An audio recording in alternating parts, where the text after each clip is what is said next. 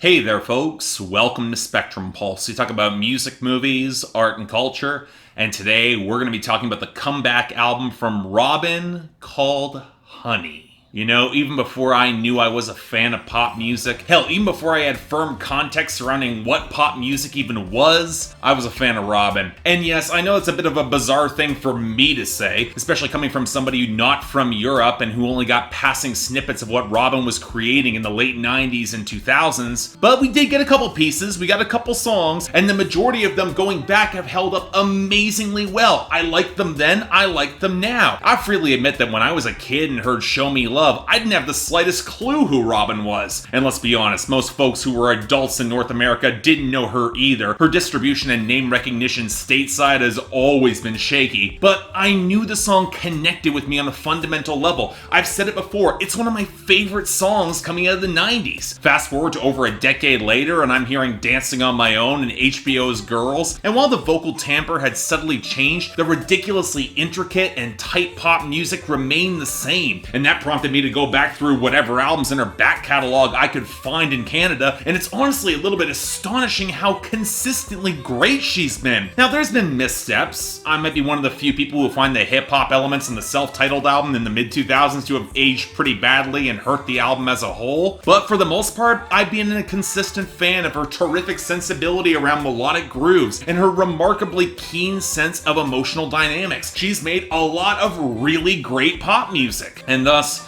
the past 8 years where we haven't had full Robyn albums, it's been a long wait. Yes, I heard those EPs with Roixop and La Bagatelle Magique, but they felt kind of compromised. Not nearly the clear, organic, creative vision I knew Robyn could deliver. And thus, I was thrilled to get a chance to hear her newest project, Honey. Was it everything we could have hoped for and more? Was this as great as I was hoping? Well, okay, here's the thing.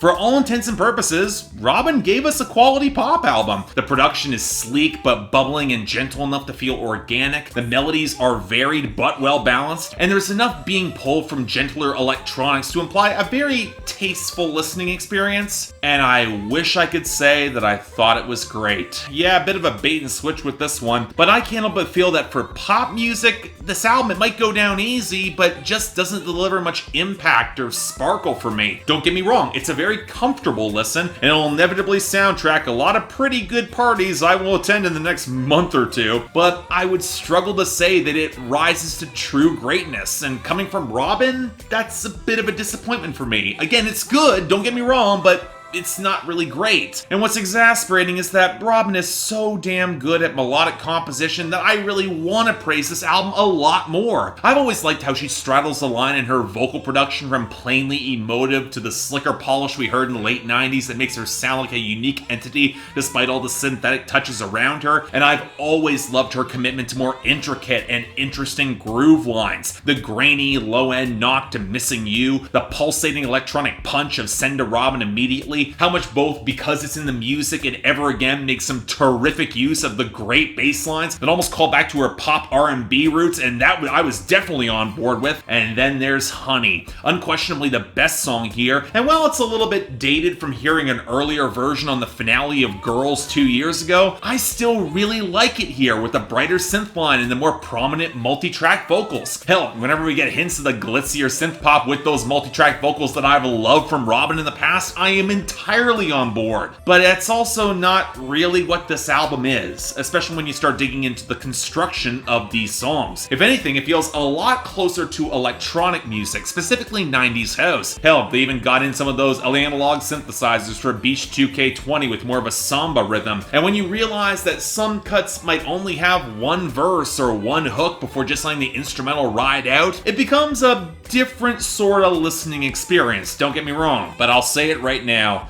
I'm just not as much of a fan of it in comparison with Robyn's pop side. Part of this is because her hooks can be so damn layered and impressive on a melodic level, and when you get a song like Human Being with some of the drippier melody that doesn't quite evolve in the same way, it doesn't really change up, and I really think it could have. Thankfully, Baby Forgive Me, it does change up a little on the second hook melodically, but even that cut feels underwritten, and that's because a similar vibe that permeates between the lines and Beach 2K20. They're not bad bad dance or house songs, but they lack the deeper immediacy and intimacy and the well of deeper emotion that Robyn has always brought to her best pop songs. These just don't feel as dramatic or important. And even with that, this is not an album that deals with extremes of emotion altogether, lying closer to the small Synthpop revival in recent years in the indie scene with some bubbling, muted tones and a slightly more retro vibe. I don't think anybody could deny the album's got really good consistency and flow and great taste, but the problem is that it doesn't really modulate out of that groove. It's very level, and the powerful emotional highs that Robyn has delivered before, they just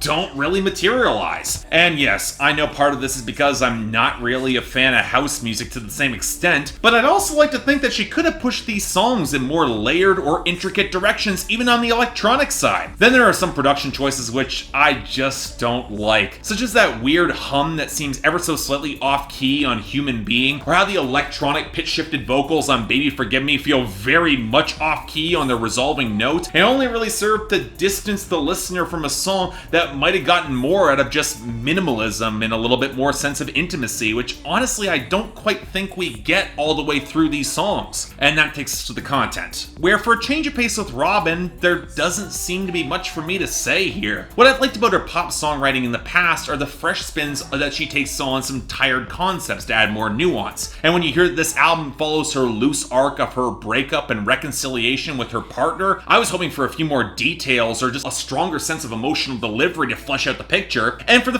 first few songs, there is potential. Missing You touches not just on post-breakup blues, but also the dazed sense of confusion that comes to that person no longer being in your life, and the weird psychic wound of their absence. And Because in the Music is a great little cut focusing on the complicated feelings that come through when you share a song with an ex-partner, and I really dug that. But by the midsection of the album, when it moves on to Baby Forgive Me and the eventual return of this partner, the complexity of the writing seems to just slip away a bit. Yeah, the metaphors of honey, they do the job, but after that the songs just feel lyrically undercooked. And then there's Ever Again, and while I like the composition and the groove and a lot of the vocal production, I'm always a little wary when someone throws up how she'll never be broken-hearted again. I mean, I appreciate Robyn's optimism, which flows well and is tempered with maturity, but it's the sort of song that tempts fate in the same way that Ariana Grande's interlude Pete Davidson did. That's all. But in the end, look, I'll admit that for listeners who come from more of a house or electronic music background, this will probably satisfy them plenty. And Robyn, she certainly sounds comfortable in this lane. But in terms of the music, it just doesn't really grab me as deeply. Again, very tasteful, very easy music to like, but I wouldn't really say I love it. Netting a light 7 out of 10 for me and a recommendation, but a bit of a qualified one. And yeah, I know, it's weird that I can look to Robyn's descendants in this brand of synth pop, like Carly Rae Jepsen or especially Shura,